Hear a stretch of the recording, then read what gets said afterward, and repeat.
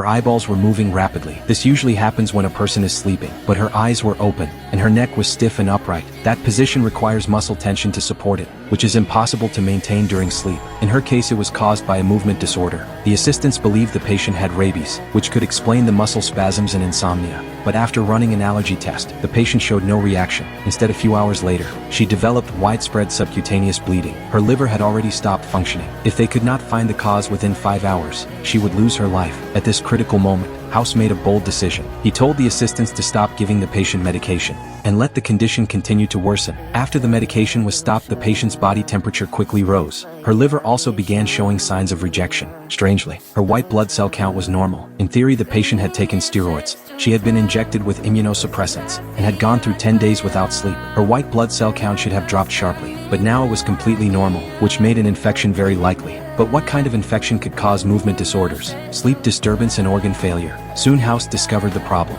The patient's dog came from a kennel in Barbero, and Barbero is a southern plant. House then walked into the hospital room, lifted the patient's arm, and used a syringe to draw half a tube of pus from the abscess on her right side. After sending his assistant to the lab for testing, he reported the case to the Disease Control Center. A case of plague had appeared in the hospital. The assistant was confused. Plague is usually spread by rodents. It has nothing to do with a puppy, House explained. The cause was fleas on the dog, and those fleas most likely came from a southern ranch. As long as the patient received the right medication, her condition would improve very soon.